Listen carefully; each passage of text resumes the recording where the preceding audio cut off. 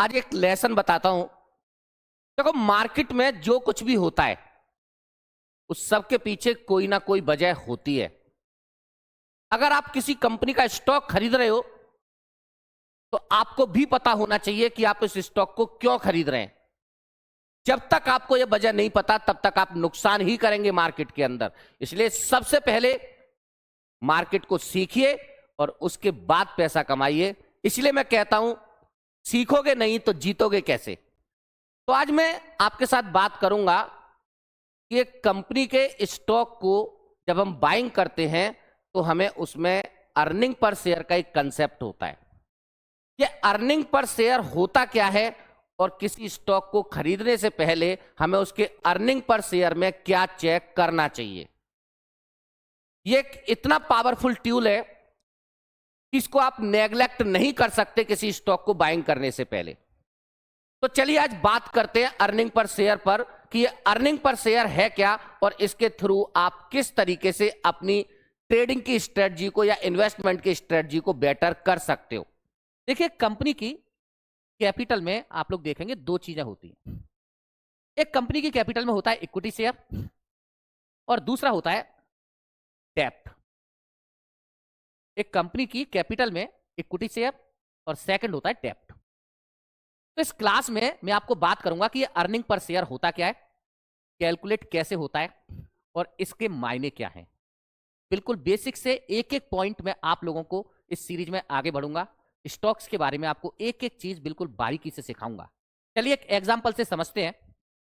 एक कंपनी की equity share capital है 10 लाख इक्विटी शेयर हैं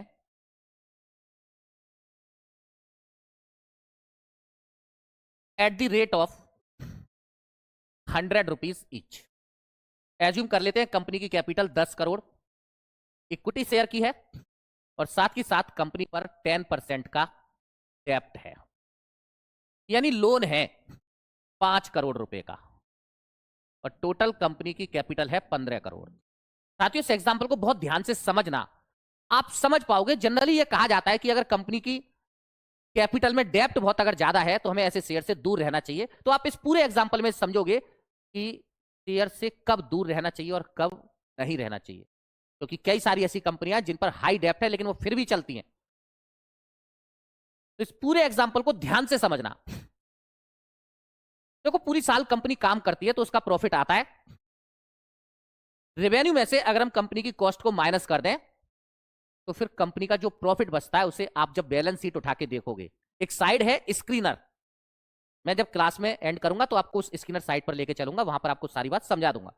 एक साइड है स्क्रीनर जहां पर आप किसी भी कंपनी की बैलेंस शीट को देख सकते हो।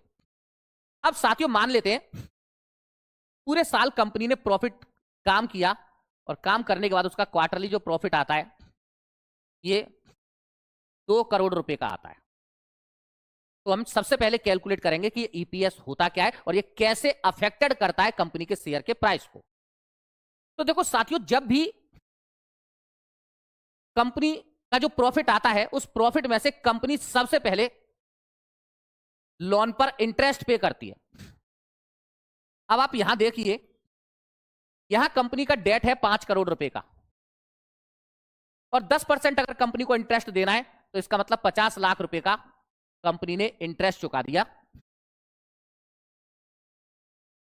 तो कंपनी का प्रॉफिट बचता है 1.5 करोड़ रुपए और इस 1.5 करोड़ रुपए पर अब कंपनी को चुकाना होता है। अगर डेप्रीसिएशन है तो डेप्रीसिएशन, और डेप्रीसिएशन नहीं है तो उसके बाद कंपनी को चुकाना होता है कॉर्पोरेट टैक्स।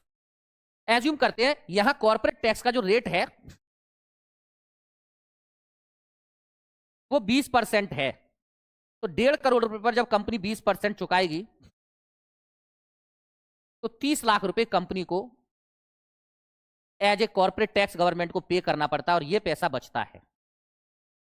ये जो नेट प्रॉफिट बचा है, अगर मैं इस नेट प्रॉफिट को नंबर ऑफ इक्विटी शेयर से डिवाइड कर दूं तो हम लोग अर्निंग पर शेयर कैलकुलेट कर पाते हैं। नेट प्रॉफिट 1.2 करोड़ रुपीस को जब 10 लाख रुपीस से डिवाइड करेंगे तो अर्निंग पर शेयर आ गया कंपनी का 12 रुपए। इसका मतलब यह है कि आपको जो कंपनी है वो एक शेयर पर 12 रुपए कमा करके दे रही है। अब यहां साथियों दो बात समझने की है, ध्यान रखना, बिल्कुल बेसिक से मैंने ये सीरीज शुरू की है और हर एग्जाम्पल के साथ आपको समझाऊंगा। अगर एक शेयर पर कंपनी 12 रुपए कमा के दे रही है तो स्वाभाविक सी बात है अगर कंपनी का अर्निंग पर शेयर ज्यादा है, और ये ज्यादा कब होगा? जब कंपनी का प्रॉफिट ज्यादा होगा। अगर प्रॉफिट ज्यादा है तो ईपीएस भी ज्यादा होगा। इसका मतलब यह है कि अगर अर्निंग पर शेयर ज्यादा है तो डेफिनेटली उस शेयर की डिमांड होगी मार्केट में, लोग उसको बाइंग करेंगे और उसका प्राइस बढ़ेगा। तो आप सबसे पहले तो पिछले साल का जो ईपीएस है उससे कंपेयर किया करो, क्वार्टरली और year two year. EPS company का बढ़ रहा है या घट रहा है? अगर कंपनी का अर्निंग पर शेयर लगातार बढ़ रहा है तो कंपनी डेफिनेटली अच्छी है। लेकिन आप एक चीज और नोट करो, यहां पर शेयर होल्डर्स को अर्निंग पर शेयर बाद में मिलती है, पहले इंटरेस्ट चुकाना पड़ रहा है। कंपनी पर 5 करोड़ का लोन है, अगर कंपनी पर सोचना यहां 10 या 15 करोड़ का लोन होता तो जो पैसा कंपनी ने कमाया है वो तो सारा का सारा इंटरेस्ट में चला जाता। अर्निंग पर शेयर यहां क्या मिलता? इसका मतलब अगर किसी कंपनी की कैपिटल में डेट ज्यादा है, किसी कंपनी की कैपिटल में डेट ज्यादा है, और डेट के लिए एक आइडियल रेशियो मैं आपको बता रहा हूं। देखिए यहां इक्विटी शेयर कैपिटल 10 करोड़ और डेट 5 करोड़, इसका रेशियो बन रहा है 2:1। अगर दोस्तों 2:1 से कम है तो आप ऐसी कंपनी के शेयर को खरीदने से बचिए, क्योंकि अगर किसी कंपनी के शेयर कैपिटल में अगर डेट ज्यादा है तो जो प्रॉफिट आया है वो ज्यादातर प्रॉफिट इंटरेस्ट पे करने में चला जाएगा, तो अर्निंग पर शेयर कुछ मिलेगा ही नहीं। तो दो बातें याद रखिए। सबसे पहली बात, अर्निंग पर शेयर कंपनी का लगातार बढ़ रहा है या नहीं, और दूसरी बात, कंपनी की कैपिटल में डेट कितना है, उसके शेयर कैपिटल से डेट का रेशियो कितना है। 2:1 से कम तो नहीं है। अगर मान लो 1:1 बने, यहां 10 करोड़ का होता तो 1:1 हो जाता। स्वाभाविक सी बात है ऐसी कंपनी में रिस्क है। रिस्क क्यों है समझना, अगर बाई चांस कंपनी का रेवेन्यू घटा तो रेवेन्यू घटने पर कंपनी का जो प्रॉफिट है ये घट जाएगा, ये 2 करोड़ की जगह 1 करोड़ हो जाएगा, लेकिन इंटरेस्ट तो फिर भी देनी पड़ेगी ना, क्योंकि ये तो चाहे प्रॉफिट हो चाहे लॉस हो देना ही पड़ेगा कंपनी को। कंपनी तुरंत लॉस में चली जाएगी। इसलिए अगर किसी कंपनी की कैपिटल में डेट बहुत ज्यादा है, लोन बहुत ज्यादा है, तो आप ऐसी कंपनी से बचना चाहिए। तो दोस्तों आज का लेसन अर्निंग पर शेयर का मींस क्या है और हमें स्टॉक बाइंग करते समय इसमें क्या फंडामेंटल एनालिसिस करनी चाहिए। यहां पर ये जो रिकॉर्ड है ये ब्रह्मपुत्रा कंपनी का है। आप देखिए इसका कल रिजल्ट आया है मार्च 2025 क्वार्टर का। इसका अर्निंग पर शेयर 7.65 रुपए है, और वहीं आप इसकी पिछले क्वार्टर से कंपैरिजन करोगे तो केवल 11 पैसे का ईपीएस, और मार्च 2024 वाले क्वार्टर से आप कंपेयर करोगे यहां तो 1.55 रुपए का ईपीएस। तो आपको एक चीज दिखाई दे रही होगी कि ईपीएस में अच्छा खासा जंप है।